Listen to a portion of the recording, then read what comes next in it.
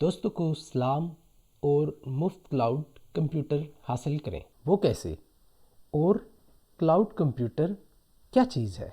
Cloud computer एक ऐसा computer है जो कि आपके लिए ऑनलाइन दस्तयाब होगा। इसे आप इस्तेमाल करके मुख्तलिफ काम कर सकते हैं।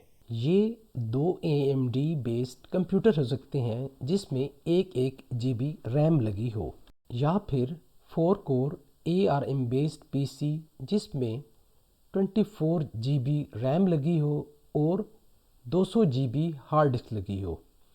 तो हम इस वीडियो में यही वाला सिस्टम बनाएंगे और इसमें इसके अलावा और भी मुफ्त चीज़ें दस्तयाब हैं जो कि आगे हम वीडियो में आपको बताते हैं। तो इस वीडियो को बिल्कुल भी स्किप ना करें, सारी की सारी वीडियो देखें और इसमें जितनी भी पेचीदा चीज़ें हैं उनकी हम तफसीलात वीडियो डिस्क्रिप्शन में देंगे। जो भी हम कमांड्स वगैरह यूज़ करेंगे सब कुछ दस्तयाब होगा। अगर वीडियो टाइटल व डिस्क्रिप्शन अच्छी लगी हो तो ज़रूर वीडियो को लाइक करें और कमेंट करें, हत्ता कि 1 2 3 कमेंट कर दें। इससे हमें एनर्जी मिलेगी और हम इस तरह की नई वीडियोस बनाएंगे और इस तरह यूट्यूब को भी पता लगेगा कि इस वीडियो को नए लोगों को सजेस्ट किया जाए। और आपके लिए हो सकता है कि ये सिर्फ 2 सेकंड्स लगे, तो मैं आपसे ये कहूँगा कि ये काम ज़रूर करें। शुक्रिया। ये मुफ्त सर्विस ओरेकल कंपनी दे रही है जो कि डेटाबेसिस के हवाले से बहुत मशहूर है। तो इसमें ऑलवेज फ्री क्लाउड सर्विस की ये ख़ुद ज़िम्मेदार है। तो इस पेज पर हम आएंगे, इसका हम वीडियो में भी डिस्क्रिप्शन में भी लिंक दे देंगे। इसे आप स्क्रॉल करें तो यहाँ पे कुछ तफसीलात मौजूद है और मेन इसमें यहाँ पर सर्विसेज बताई गई हैं जो जो फ्री है। इसमें से कुछ की हम आपको तफसील दे चुके हैं। तो शुरुआत करने के लिए स्टार्ट फॉर फ्री बटन पे क्लिक करें और यहाँ पर इनका साइन अप फॉर्म आ जाएगा। इसे आप फिल करें, ईमेल को ये वेरीफाई करेंगे और इसके अलावा आपको ये $300 के फ्री क्रेडिट भी देंगे। लेकिन हमारी कोशिश होगी कि हम इस चीज़ को इस्तेमाल ना करें, जो इनकी फ्री टायर जो फ्री सर्विस है सिर्फ उसी पर फोकस रखें ताकि बाद में भी हमारे अकाउंट में चार्जेस ना हो। तो यहाँ पर मैं क्योंकि पहले ही ये सारा प्रोसेस कर चुका हूँ, फॉर्म फिल कर चुका हूँ, आपने बहरहाल ये फॉर्म सारा इस तरह प्रोसेस करना है। और एक जो चीज़ थोड़ी सी नोट करने वाली है कि आगे ये आपसे डेबिट या क्रेडिट कार्ड की डिटेल्स आपसे लेंगे। तो उसमें परेशान होने की ज़रूरत नहीं है। उसमें ये करते ये हैं कि आपसे $1 की ट्रांजैक्शन करेंगे, आपके अकाउंट में डिटेक्ट होंगे और बाद में वो $1 वापस आपके अकाउंट में आ जाएगा। तो इस तरह आपका अकाउंट वेरीफाई हो जाएगा। इसलिए आपका जो भी डेबिट कार्ड डिटेल्स दें या क्रेडिट कार्ड डिटेल्स दें उसमें बैलेंस होना चाहिए, कम से कम $1 तो होना चाहिए। और फिर आगे नेक्स्ट आप इसी तरह इस सर्विस को फ्री यूज़ कर सकेंगे। जी, तो जब आपके साइन अप का प्रोसेस पूरा हो जाएगा, ईमेल वेरीफाई हो जाएगी, डेबिट कार्ड या क्रेडिट कार्ड डिटेल्स भी आपने ठीक दी होंगी, सारा प्रोसेस हो जाएगा, तो फिर आप लॉगिन करेंगे तो आपका इस तरह के पेज पे आएंगे। तो यहाँ पर हमने यहाँ से आपने मेन्यू पे इधर क्लिक करना है और इंस्टांसेस पे आना है। तो यहाँ पर मैं क्योंकि कुछ एक्सपेरिमेंट ये करता रहता हूँ तो यहाँ पे कुछ इंस्टांसेस पहले से आ रहे हैं। तो यहाँ पर आपने क्रिएट इंस्टांस पे क्लिक करना है। तो इसका मतलब ये है कि ये आपको एक नया कंप्यूटर बनाने की ऑप्शन में लेके आ गया। तो यहाँ पर आप जो मर्ज़ी नाम देना चाहें, मैं यहाँ पर अभी जो नाम दे रहा हूँ वो उबुंटू दे रहा हूँ, आप अपनी मर्ज़ी से जो भी नाम देना चाहें। तो यहाँ पर जो भी ऑप्शंस आ रही हैं अभी हम इसको ऐसे ही रहने देते हैं। और यहाँ पर इमेजेस में और शेप में ये ओरेकल लिनक्स का कह रहा है, तो इसको हम एडिट करके यहाँ पर हम चेंज कर देते हैं इमेज को। तो ओरेकल की जगह यहाँ पर हम उबुंटू को यूज़ कर लेंगे। तो उबुंटू भी क्योंकि ये ऑलवेज फ्री एलिजिबल कैटेगरी में आती है तो ये सही है, तो इसको हम चूज़ कर लेते हैं क्योंकि ये निस्बतन काम करने में आसान है। तो यहाँ पर जो शेप है ये इसको हम AMD की जगह इसमें ARM बेस्ड में यहाँ पे ये चूज़ कर लेंगे ऑलवेज फ्री एलिजिबल। और इसमें से भी हम इसकी कोर 4 कर लेंगे और रैम इसकी 24 GB हो जाएगी। तो यही हम चाह रहे थे और यही इसकी फ्री टायर में अवेलेबल है, तो ये हम चूज़ कर लेंगे। यहाँ पर नेटवर्किंग में जो भी ऑप्शंस आ रही हैं वो आप इसको इसी तरह रहने, इसको चेंज करने की ज़रूरत नहीं। इसके बाद सिक्योरिटी के लिए आपको ये कुछ कीज़ बनानी पड़ेंगी। तो ये आपको ऑटोमेटिक बना के दे देगा, इसलिए आप यही ऑप्शन रहने दें और 1 बाय 1 ये प्राइवेट की और पब्लिक की दोनों को अपने कंप्यूटर पर सेव कर लें और इनको आप महफूज तरीके से अपने कंप्यूटर पर रहने दें, क्योंकि ये वाली कीज़ आपको बाद में इस्तेमाल करनी पड़ेंगी। यहाँ पर अब हम इसमें जो डिस्क यूज़ होनी है उसका हम यहाँ पे मेंशन करेंगे। बाय डिफ़ॉल्ट ये 46 GB यूज़ कर रहा है, लेकिन क्योंकि हमने जैसे कि सोचा हुआ है कि हम सिर्फ एक ही कंप्यूटर बनाएंगे, तो हम इसकी बजाय इसके कि ये 46 GB यूज़ करे, इसके लिए हम 200 GB यूज़ करेंगे। तो इसके लिए आप यहाँ पर क्लिक करें और इसको यहाँ पर 200 यहाँ पर लिख दें ताकि फुल की फुल कैपेसिटी हम यूज़ कर लें। अगर आपने मल्टीपल कंप्यूटर्स बनाने हैं तो फिर आप स्पेस उस हिसाब से एडजस्ट कर सकते हैं। तो यहाँ पर ये हमारी सेटिंग्स ऑलमोस्ट पूरी हो चुकी हैं, बाकी किसी चीज़ को छेड़ने की ज़रूरत नहीं, या अगर आपको पता है तो फिर उस हिसाब से चेंज करें। तो यहाँ पर आकर आखिर में आपने क्रिएट पर क्लिक कर देना है। आपके केस में उम्मीद है कि कोई भी एरर नहीं आएगा, लेकिन क्योंकि मैं इस वीडियो से पहले कुछ एक्सपेरिमेंट्स कर रहा था तो यहाँ पर मुझे इस चीज़ को चेंज करना पड़ेगा। तो आपके पास यहाँ पे जो भी नेटवर्किंग में सेटिंग्स आ रही हैं आप वैसे ही रहने देनी है, लेकिन मुझे यहाँ पर इसको अभी क्रिएट करना पड़ेगा। तो इसको मैं एंड पर आकर फिर से क्रिएट पे क्लिक करता हूँ और अगर सारी सेटिंग्स ठीक हैं तो ये इस इंस्टेंस को क्रिएशन का जो प्रोसेस है उसको शुरू कर देगा। तो मेरे पास एक मसला ये आ रहा है कि जो एरिया यहाँ पे हमने डिफ़ाइन किया है ये इस एरिया में इसको अवेलेबल नहीं मिल रहा रिसोर्स। तो इसमें यह है कि आपके पास भी मे बी ये चीज़ आए तो आपने इसको चेंज कर देना है। तो मैं इसको चेंज करके फिर से ट्राई करता हूँ और अगर ये सारे रिसोर्सेज इस एरिया में ये अवेलेबल हैं तो ये इंस्टेंस बन जाएगा। तो यहाँ पर फिर से मैं क्रिएट पे क्लिक करता हूँ और ये उसके प्रोसेस को स्टार्ट कर देगा और बज़ाहिर ये लग रहा है कि ये अब नेक्स्ट स्टेप पे चला गया। तो यहाँ पर अब ये देख रहे हैं कि इसको ये रिसोर्सेज एलोकेट करने की कोशिश हो रही है और जब ये थोड़ी देर के बाद जब इसको ये रिसोर्सेज सारे मिल जाएंगे तो यहाँ पर ये ग्रीन आपको नज़र आना शुरू हो जाएगा। तो अब इस यहाँ पर इस स्क्रीन पे जो चीज़ आपको नोट करने की ज़रूरत है वो आपके लिए सबसे अहम ये चीज़ एक आईपी है। तो इस आईपी को आप किसी जगह नोट कर लें, कॉपी कर लें और फिर हम इसको आगे हम यूज़ करेंगे। और दूसरी चीज़ यहाँ पे नोट करने वाली ये यूज़र नेम है। इन दोनों चीज़ों को हम इस्तेमाल करेंगे और हम देख सकते हैं कि इसको ये ग्रीन कलर मिल गया है और हमारा ये एक इंस्टेंस कंप्यूटर ऑनलाइन चलना शुरू हो गया है। लेकिन ये क्योंकि जो कंप्यूटर है ये बेसिकली एक सर्वर कंप्यूटर है तो हम इसको डायरेक्ट इसको एक्सेस नहीं कर सकते। तो इसको हमें एक्सेस करने के लिए पहले कनेक्ट करना पड़ेगा और बाद में हम अपनी सहूलत के लिए इसके ऊपर और रिमोट डेस्कटॉप के सॉफ्टवेयर इंस्टॉल करेंगे ताकि फिर हम विंडोज़ में रहते हुए या एंड्रॉयड में इस कंप्यूटर को रिमोटली एक्सेस कर सकें और इसकी GUI को इस्तेमाल करके आसानी से इसको यूज़ कर सकें। अभी आपने ये पुट्टी नामी सॉफ्टवेयर डाउनलोड करके इंस्टॉल कर लेना है। ये पुट्टी सॉफ्टवेयर इंस्टॉल होने के बाद इसमें एक तो ये मेन सॉफ्टवेयर होगा और एक इसमें एक पुट्टी की जनरेटर के नाम से सॉफ्टवेयर है। इस सॉफ्टवेयर को खोलें और इसमें कन्वर्जन्स पे क्लिक करें, इंपोर्ट की पे क्लिक करें और यहाँ पर आप वो वाली प्राइवेट की दें जो कि आप जब हम नया इंस्टेंस बना रहे थे तो वहाँ पर हमने 2 कीज़ डाउनलोड की थी। तो इसमें एक पब्लिक के नाम से की है और एक उसके बग़ैर नाम से थी।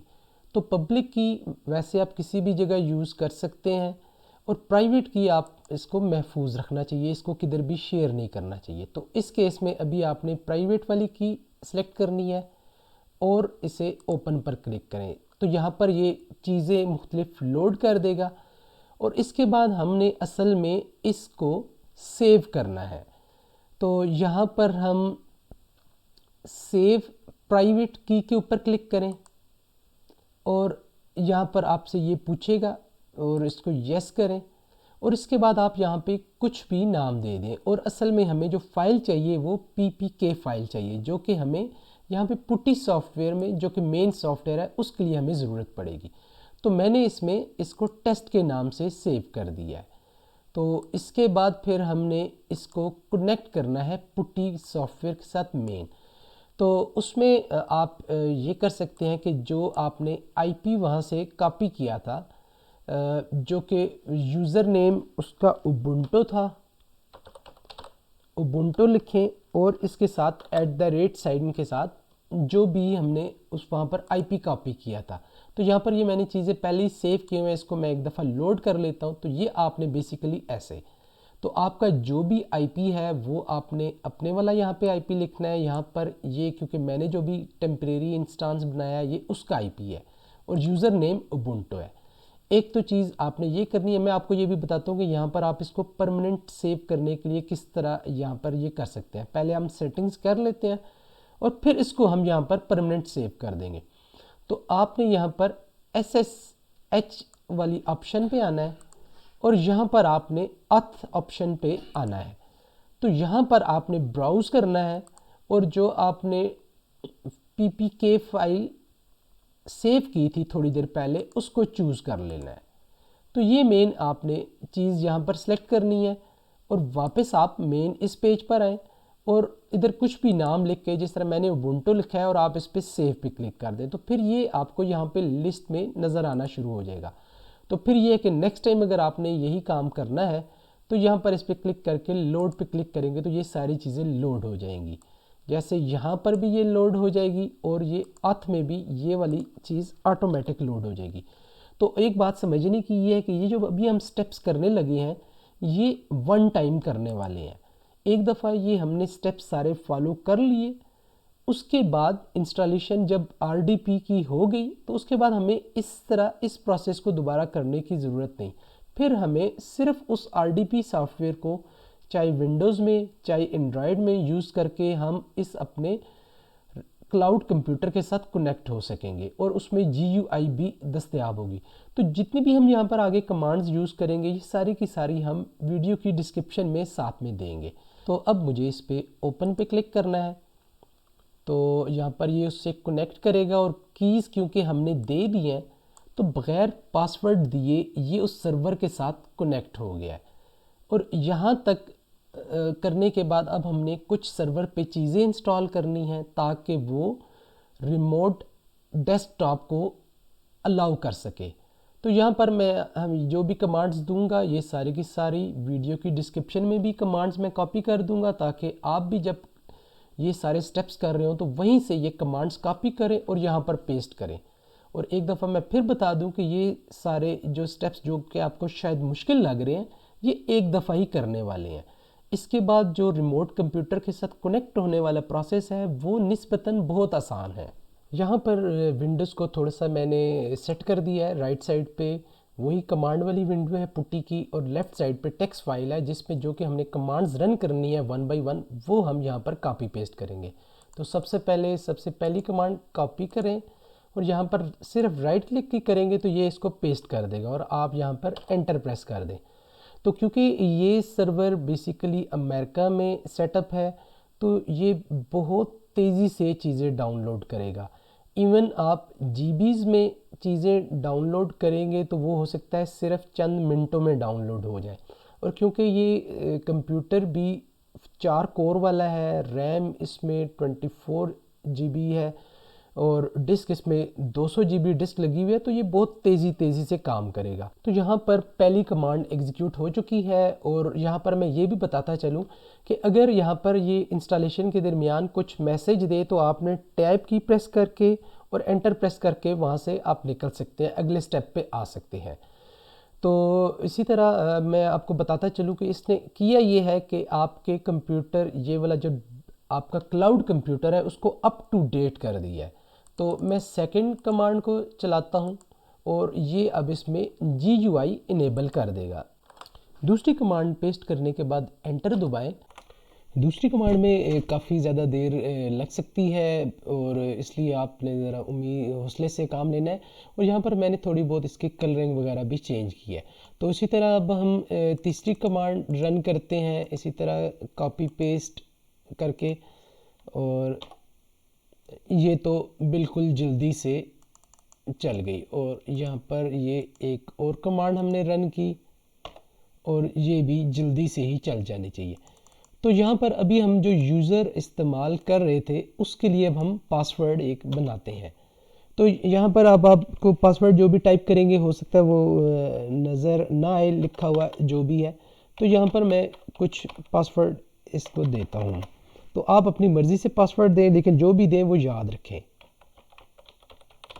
एंटर प्रेस करें और ये पासवर्ड को दोबारा टाइप करने के लिए कहेगा। मैंने क्योंकि बहुत सिंपल सा पासवर्ड यूज़ किया है तो उसने वार्निंग दी है। इसके लिए बेहतर है कि आप थोड़ा सा मुश्किल कम्प्लेक्स पासवर्ड यूज़ करें। तो ये पासवर्ड सेट हो गया है। तो अब हम इसमें तीसरी आखिरी कमांड यूज़ करते हैं ताकि कंप्यूटर ये एक दफ़ा से रीस्टार्ट हो जाए, ताकि सारी चीज़ें जो कि इंस्टॉल हमने की हैं वो लोड हो जाए। और जब ये रीस्टार्ट होगा तो आपका ये पुट्टी वाला कनेक्शन डिस्कनेक्ट हो जाएगा। जी, तो सारी इंस्टॉलेशंस हो चुकी हैं और मैंने कंप्यूटर को रीस्टार्ट भी कर दिया। तो अब हमें थोड़ी सी आके वापस सेटिंग्स ये कुछ करनी पड़ेंगी। तो यहाँ पर आप ये इस पेज तक अगर आप पहुँचे हुए हैं तो ठीक है, वरना आप दोबारा से यहाँ पे इंस्टांसेस पे क्लिक करके इस पेज तक आ जाएं। तो यहाँ पर आपने वर्चुअल क्लाउड नेटवर्क इस लिंक पे क्लिक करना है। इसके बाद यहाँ पर लिस्ट में दोबारा आपने ये सबनेट इस वाले लिंक पे क्लिक करना है। और इसी तरह यहाँ पर अब हमने फिर से ये सिक्योरिटी लिस्ट इस पे क्लिक करना है। और यहाँ पर हमने अभी कुछ पोर्ट्स को इनेबल करना है, क्योंकि जो हमने अभी कंप्यूटर ऑनलाइन बनाया है उससे कनेक्ट करने के लिए हमें पोर्ट्स को इनेबल करना पड़ता है सिक्योरिटी की वजह से, वरना अदरवाइज़ इससे कोई भी इस तरह कंप्यूटर कनेक्ट नहीं हो सकता। यहाँ पर मैंने क्योंकि पहले भी इस पर कुछ पोर्ट्स वगैरह इनेबल करता रहा हूँ तो यहाँ पर आप देख सकते हैं। लेकिन अभी जो हमने रिमोट डेस्कटॉप चलाना है तो उसके लिए हमें एक पोर्ट इनेबल करनी पड़ेगी। तो इस बटन पे क्लिक करें। यहाँ पर आपने 0.0.0/0 टाइप करना है। और यहाँ पर एक्चुअल आपने पोर्ट देनी है जो कि आप अलाउ करना चाहते हैं। तो इस केस में ये 3389 पोर्ट देनी है। और यहाँ पर अगर आप उसको कुछ नाम देना चाहते हैं, मैं मसलन इसको RDP ही दे देता हूँ, तो ये इस तरह एक हम इस पोर्ट को इनेबल कर देंगे। तो यहाँ पर ये पोर्ट यहाँ पे लिस्ट में आ गई है जो कि हमने अभी अभी डाली है। और इस तरह अब इस रिमोट कंप्यूटर के साथ कनेक्ट हो सकते हैं। सारी सेटिंग्स हो चुकी हैं, इंस्टॉलेशंस हो चुकी हैं, पोर्ट को भी हमने इनेबल कर दिया है। तो अब हमें उसको कनेक्ट करने की ज़रूरत है। अभी आप विंडोज़ के स्टार्ट बटन पे क्लिक करें और वहाँ पर RDP लिखें और उसमें जो भी विंडोज़ का मेन सॉफ्टवेयर है वो यहाँ पे लिस्ट में आ जाएगा। उसके बाद आपने वहाँ पर ये इस तरह RDP कनेक्शन चूज़ करना है, उबुंटू टाइप करना है और जो भी आपका वहाँ पे IP है वो लिखना है। इसके बाद आपने कनेक्ट पे क्लिक करना है। तो सेटिंग्स वगैरह जो भी आपने करनी है वो यहाँ पर आप इनेबल कर सकते हैं। तो मैं इसमें इसको लार्ज साइज़ चूज़ करता हूँ। करनी चाहिए थी करंट स्क्रीन रेजोल्यूशन। तो जितनी बड़ी रेजोल्यूशन आपकी स्क्रीन की होगी तो ये ऑटोमेटिक जब कनेक्ट होगा तो उसी तरह ये बड़ी रेजोल्यूशन के साथ कनेक्ट होगा। तो उसमें आपको ज़ाहिर बात है फिर आसानी होगी देखने की। इसको अब मैं फुल स्क्रीन कर देता हूँ तो ये बहुत अच्छे से मुझे व्यू नज़र आ रहा है। तो यहाँ पे मुझे फिर ये कोई भी इसमें स्क्रीन रेजोल्यूशन सेट करने की ज़रूरत नहीं। तो इस सेटिंग्स वगैरह मैं इसकी बंद कर देता हूँ। और यहाँ पर आप देख सकते हैं कि ये मेरे पास फुल जो कंप्यूटर नज़र आ रहा है ये ऑनलाइन क्लाउड पे चल रहा है। तो यहाँ पे इसका ये एक इनिशियल विज़िट है, इसको आप देख लें। इसको हम स्टार्ट विज़िट करते हैं। इसमें ये चंद स्टेप्स होंगे जिसमें ये कुछ बेसिक चीज़ें पूछेगा, कीबोर्ड वगैरह कैसा कौन सा होना चाहिए और इस तरह की प्राइवेसी सेटिंग्स वगैरह। तो इसको हम नेक्स्ट ही करते हैं। तो उसके बाद हमारे पास ये स्टार्ट यूजिंग उबुंटू पे हमने क्लिक कर दिया। तो ये हमारे पास एक Linux operating system online available हो गया है, जिसमें हम इसमें यहाँ पर टॉप पे लेफ़्ट साइड पे क्लिक करेंगे तो ये इसका मेन्यू खुल जाएगा, जिसमें बाकी जो सॉफ्टवेयर्स हैं वो यहाँ पर लिस्ट आ रही होगी। ये यहाँ पर हम क्लिक करेंगे तो ये ऑल सॉफ्टवेयर्स की लिस्ट आ जाएगी। तो यहाँ पर मैं आपको मज़ीद कुछ चीज़ें बताता हूँ कि किस तरह हम मुख्तलिफ़ एक्टिविटीज़ यहाँ पे कर सकते हैं। और एक चीज़ जो मैं यहाँ पे आपको दिखाना चाहता हूँ कि ये नेक्स्ट पेज पे जाके आपको जो हमने अभी कंप्यूटर बिल्ड किया है, ये इस सॉफ्टवेयर के अंदर आपको सारी उसकी कॉन्फ़िगरेशन नज़र आ सकेंगी। स्टेसर सॉफ्टवेयर ये भी जब हमने इंस्टॉलेशन की थी उस वक़्त ये उसके साथ ही इंस्टॉल हुआ था। तो यहाँ पर हम देख सकते हैं कि ये जो मेमोरी है रैम, इसमें 24 GB ये शो कर रहा है, क्योंकि थोड़ी सी मामूली से कम उससे शो कर रहा है, और अभी 1 GB ये रैम कंज्यूम कर रहा है कंप्यूटर। इसी तरह जो हमने 200 GB डिस्क बनाई थी उसमें से भी कुछ इसके इंटरनल यूज़ के लिए इस्तेमाल होती है, इसलिए ये पूरी 200 शो नहीं कर रहा, लेकिन ये 200 में से सिर्फ ये 5 GB इसमें इंस्टॉलेशन में यूज़ हुई है। और अभी यहाँ पर प्रोसेसर की ये यूजेज बता रहा है जो कि बहुत थोड़ा सही है। और यहाँ पर हम देख सकते हैं कि CPU की जो कोर्स हैं वो 4 हैं। तो यहाँ पर ये आपके पास एक पूरा सिस्टम अवेलेबल आ गया है। इसको आप मोबाइल के साथ भी कनेक्ट कर सकते हैं, विंडोज़ के अंदर भी कनेक्ट कर सकते हैं। ये एक पावरफुल मशीन आपकी ऑनलाइन पड़ी हुई है। आप इसी तरह स्टार्ट पे क्लिक करके आप इसमें मुख्तलिफ़ सॉफ्टवेयर्स मज़ीद इंस्टॉल कर सकते हैं, और इन सॉफ्टवेयर्स में आप ब्राउज़र को भी स्टार्ट कर सकते हैं। यहीं पर आप अपने अगर ऑल लिस्ट में जाएं तो आपने देखा होगा कि यहाँ पर इसी लिस्ट में आपका फायरफॉक्स इंस्टॉल था। तो आप उसी तरह ब्राउज़र में जाके फायरफॉक्स की जगह गूगल क्रोम कर लें। अगर आपको मीडिया प्लेयर VLC पसंद है वो आप इंस्टॉल कर लें। इस तरह जो जो आपको सॉफ्टवेयर चाहिए वो आप डाउनलोड करें और उसको इंस्टॉल करें। तो यहाँ पर मेरा ख्याल था कि इसमें ब्राउज़र इंस्टॉल है, लेकिन हम इसमें ख़ुद से कर देते हैं। तो उसमें आपको एक कमांड और लिखने की ज़रूरत पड़ेगी, जो कि अभी हम नेक्स्ट स्टेप पे वो कमांड लिखेंगे, उसमें आपके पास ब्राउज़र इंस्टॉल हो जाएगा। या फिर दूसरी चीज़ हम ये कर सकते हैं कि इसका जो सॉफ्टवेयर सेंटर है वो अगर हम इंस्टॉल कर लें तो उसमें भी हमारा काम फिर आसान हो जाता है, क्योंकि आपने रेगुलर बेसिस पे मज़ीद सॉफ्टवेयर भी इंस्टॉल करने होते हैं। तो इसमें कुछ सॉफ्टवेयर तो देखिए यहाँ पे नज़र आ रहे हैं, जिस तरह ये ट्रांसमिशन, ये टॉरेंट फाइल्स डाउनलोड करने के लिए सॉफ्टवेयर इस्तेमाल किया जाता है। तो इसी तरह कुछ सॉफ्टवेयर ये पहले से मौजूद हैं, और बाकी हम इसमें दो सॉफ्टवेयर हम ख़ास तौर पे कर लेंगे। एक ब्राउज़र इंस्टॉल करते हैं और एक इसमें सॉफ्टवेयर सेंटर इंस्टॉल कर देते हैं। तो सॉफ्टवेयर सेंटर इंस्टॉल करने से ये फ़ायदा होगा कि मज़ीद फिर हम पूरी सॉफ्टवेयर्स की हमें लिस्ट नज़र आनी शुरू हो जाएगी, तो उसमें हम कोई भी सॉफ्टवेयर हम फिर इंस्टॉल कर सकेंगे।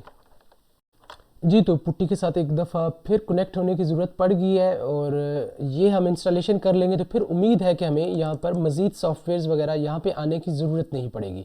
तो ये कमांड भी आप वहीं पे डिस्क्रिप्शन में मैं डाल दूँगा, और इसे यहाँ पर मैं पेस्ट करता हूँ, और ये आपको यहाँ पर आप देखें कि ये विद इन फ्यू सेकेंड्स ये सारे सॉफ्टवेयर्स ये इंस्टॉल कर देगा।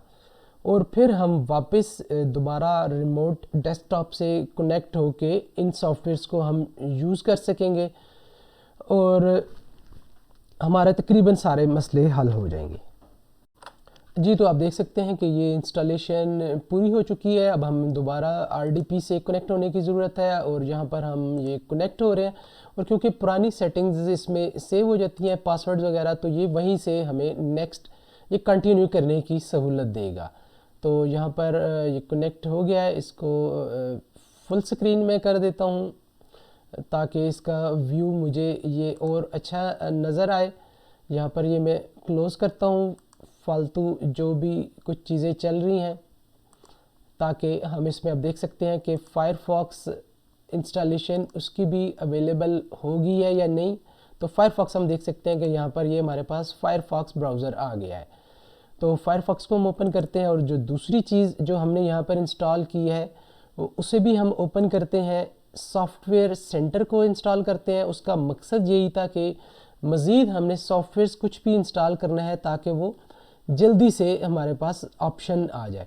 तो फायरफॉक्स से भी हम नेट से कुछ भी चीज़ें हम डाउनलोड करके इंस्टॉल कर सकते हैं। और ये सॉफ्टवेयर्स को मैं साथ में ओपन करता हूँ, तो इस तरह हमारे पास फ्री हैंड हमको मिल जाता है कि हम कुछ भी सॉफ्टवेयर नेट से डाउनलोड कर सकें। तो इसमें आप ये कर सकते हैं कि गूगल क्रोम को भी डाउनलोड कर लें, उसको भी इंस्टॉल कर लें, जो और आपको सॉफ्टवेयर चाहिए वो कर लें।